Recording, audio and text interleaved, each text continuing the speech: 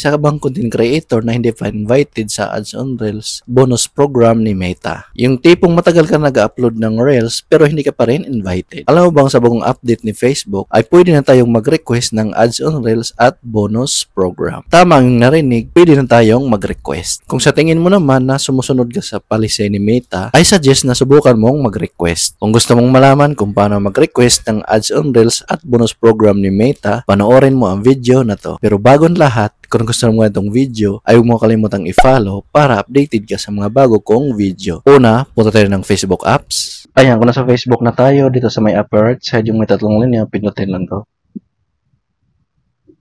Then, pindutin lang tong professional dashboard.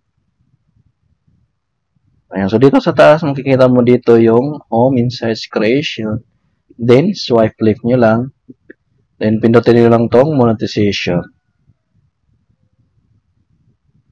Ayan, so kung mapapansin nyo, nakalagay sa akin dito ay not yet eligible yung ads on reels saka bonuses. So, pipiliin lang natin tong ads on reels.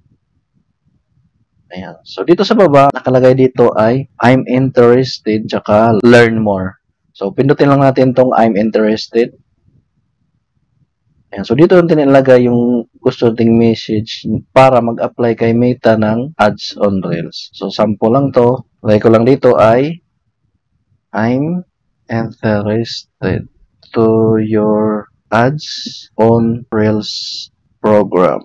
Please give me a chance to be invited of this monetization tools. Yan. So, nakalagay dito sa taas ay expressing interest in this program does not guarantee acceptance. You won't receive a response if you're not eligible.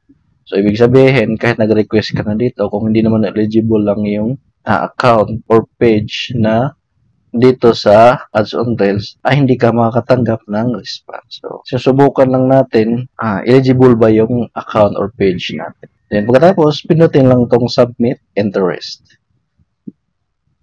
Ayan, interest submitted. Thanks for your sharing. Your interest in this program will be notified if you become eligible. So, once na magiging eligible kang dito, ang makikita mo katabi ng Ads on Reels ay set up. So, ngayon naman, pupunta tayo dun sa bonus program. So, back ko lang. Dito makikita natin yung bonuses at pinutin lang to. Ayan. So, may nakalagay din sa baba ng I'm interested. So, kung wala pa sa inyong ganito, ay antayin nyo lang. Kasi hindi lahat ng account ay magkakaroon ng ganito.